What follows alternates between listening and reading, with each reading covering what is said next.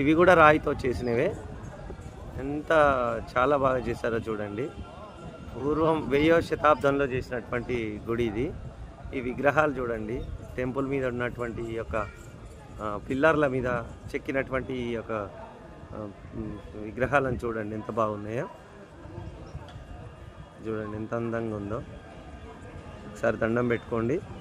ఇక్కడే మనకు బంగారు బల్లి కూడా కనపడుతుంది. ఈ స్వామివారిని దర్శనం చేసుకొని, వెంకటేశ్వర స్వామిని దర్శనం చేసుకొని, అలాగే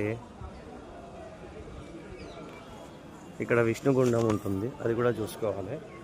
గుడి అంతా చూడండి ఎంత బాగుందంటే ఇక్కడ నుంచి అసలు మనము బయటకు వెళ్ళాలని కూడా అనిపించదు, అంత అందంగా ఉంది గుడి.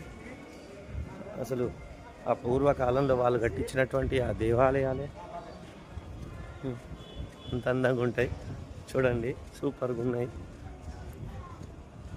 మీకు ఇలాంటి ఇన్ఫర్మేషన్ ఇంకిన్ని కావాలంటే నా ఛానల్కు సబ్స్క్రైబ్ కాండి. ఇంకా వీడియోలు చూపిస్తాను, చూడండి ఒకసారి. మీరు ఇక్కడికి రాకున్నా కూడా ఇవన్నీ ఎట్లా ఉన్నాయి, ఏంటి గుడి గోపురాలు ఎలా ఉన్నాయి ఇవి చూడండి ఒకసారి. అన్నీ ఎంత బాగున్నాయో చూడండి, విగ్రహాలు ఎంత అందంగా ఉన్నాయో చూడండి. ఇది గుండంలో స్నానం ఎవరిని చేయించట్లేదు, కానీ చూడండి ఒకసారి ఈ దేవాలయాన్ని. మీకు ఈ వీడియో కనుక నచ్చితే లైక్ చేయండి, షేర్ చేయండి, సబ్స్క్రైబ్ చేయండి. మరిన్ని వీడియోల కోసం నా ఛానల్ తప్పకుండా సబ్స్క్రైబ్ చేయండి. పక్కనున్న గంట సింబల్ మాత్రం తప్పకుండా యాక్టివేషన్ చేయండి. Bye friends.